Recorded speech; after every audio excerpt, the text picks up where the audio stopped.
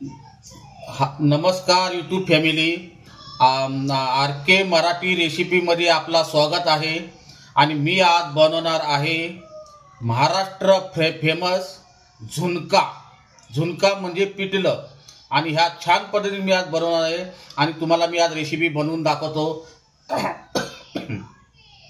आणि नक्की माझी ही रेसिपी तुम्ही पहा आणि शेअर करा. सर्वात प्रथम आपण टाकणार आहे तेल टाकणार आहे. तेल तुमच्या जरूरप्रमाणे टाका. मी 3 चमचे तेल घेतलेले आहे आणि तेलला आपल्याला गरम करायचे आहे. तेल आपलं व्यवस्थित गरम झालं का ना, तर सर्वात प्रथम आपण टाकणार आहे राई.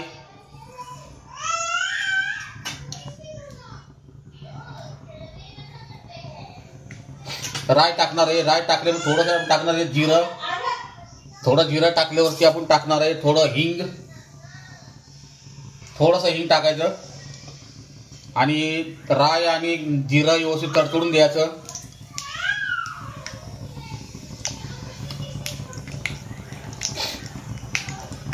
आणि आता प्रथम आपण टाकणार लसूण अद्रक टाकलेले आहे.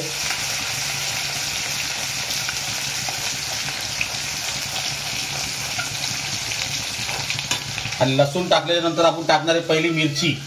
कारण मिरची त्याला व्यवस्थित त्याला तेलामध्ये फ्राय केली का ना,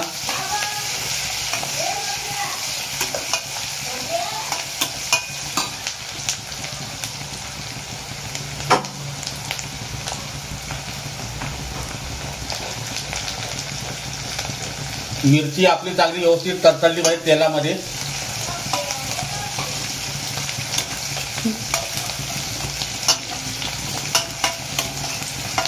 बघा कसा मिरचीचा वास एकदम मस्त आलेला आहे. आता आपण टाकणार आहे कांदे टाकणार आहे. कांदे पण व्यवस्थित आपण तेलामध्ये फ्राय करून घेऊ.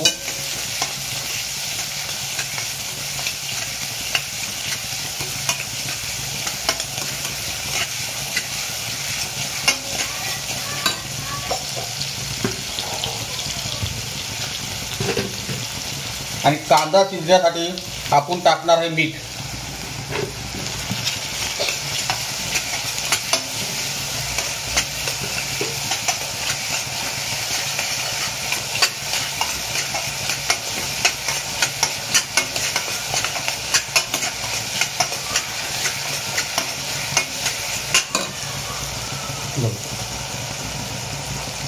आता आपण टाकणार आहे टमाटे.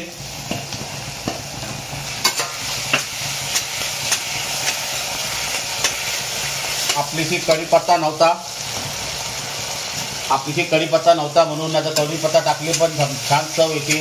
पण आपलीशी कढीपत्ता संपलेला आहे त्यामुळे मी टाकलं नाही. आणि टाकणार आहे हळद. मीठ तर पहिले टाकलेलं आहे. आणि लाल मिरची पावडर थोडी.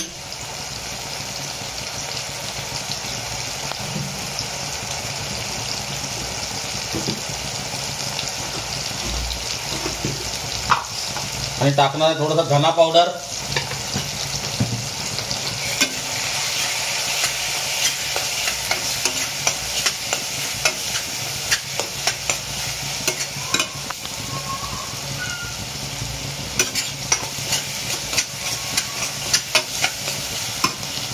आता आपला मस्तपैकी व्यवस्थित कांदा टमाटा शिजलेला आहे. आणि आता आपण टाकणार आहे बेसनचा घोल केलाय. बेसनचा घोल पाण्यामध्ये.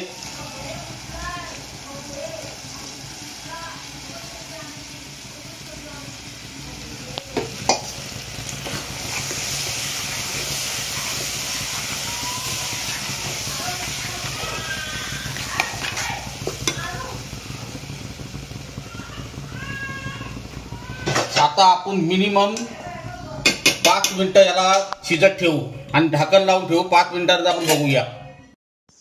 नमस्कार मित्रांनो, आता आपला झुणका म्हणजे पिठला तयार झालेला आहे. आणि आता आपण टाकूया कोथिंबीर.